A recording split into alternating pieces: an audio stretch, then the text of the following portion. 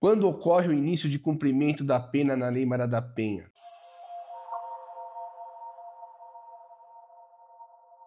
Seja bem-vindo ao canal Lei Maria da Penha em Foco. Eu sou Júlio Konkowski e no vídeo de hoje trago essa questão, uma resposta para inúmeras perguntas.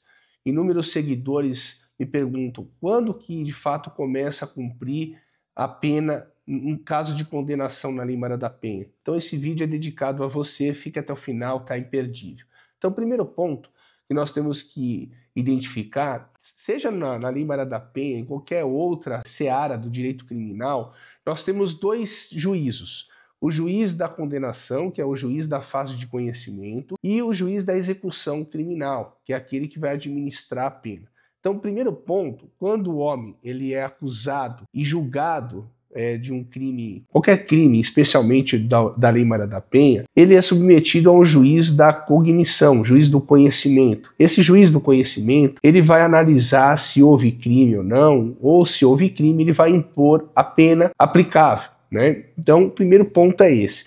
E aí o homem insatisfeito, ele passa a recorrer para a primeira, segunda instância e se ficar confirmada a sua culpa, a sua pena, esse processo ele volta para a primeira instância e aí depois ele é remetido para o juiz das execuções criminais, que é o juiz que vai administrar agora essa pena imposta lá pelo juiz do conhecimento, pelo processo de conhecimento, correto?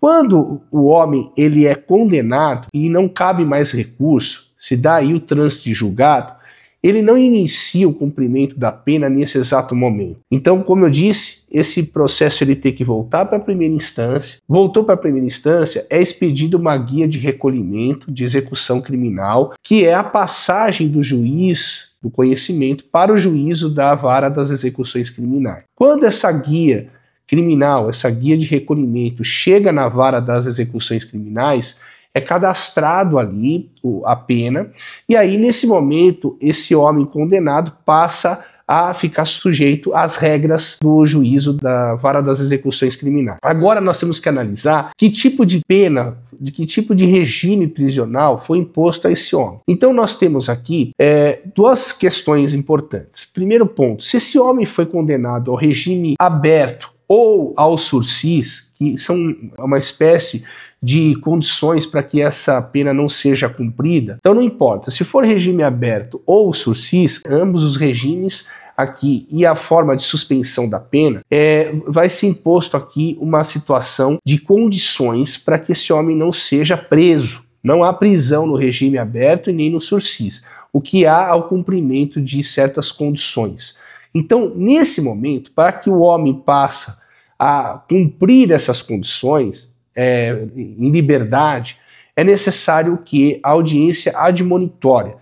Então esse homem, quando o seu processo de execução já está maduro, o juiz da execução ele vai intimar esse homem para comparecer geralmente em 10 dias lá na vara das execuções criminais e lá ele vai ser submetido à audiência admonitória. E na verdade nem bem é uma audiência. Geralmente o homem nem passa dentro da sala do juiz, ele já assina ali no cartório da vara judicial as condições que foram impostas a ele na sentença ou condições renovadas pelo juízo da vara das execuções criminais.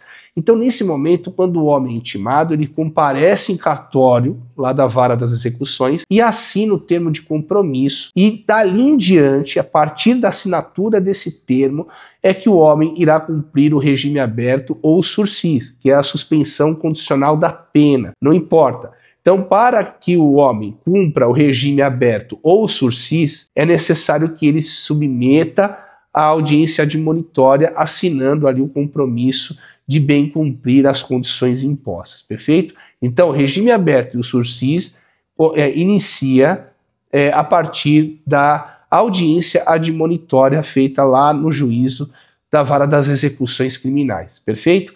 Já o regime semiaberto e o regime fechado, que aí pressupõe prisão, o caso desse homem submetido ao regime semiaberto e à prisão, ele vai também ser submetido à vara das execuções, mas aí não tem essa audiência de monitório. O que tem, na verdade, é um mandado de prisão expedido contra esse homem, e no momento em que ele for capturado, ele passa a cumprir aí o início do regime semiaberto e o regime fechado, perfeito? Então, são essas diferenças que vão ser todas concentradas e administradas e geridas pela vara das execuções criminais, perfeito? Espero que esse vídeo tenha ajudado você a esclarecer todas as suas dúvidas. E se esse vídeo fez sentido para você, compartilhe ele, dê o seu like, junte-se a nós, porque aqui é no Fio do Bigode, e lembre-se, respeite as mulheres.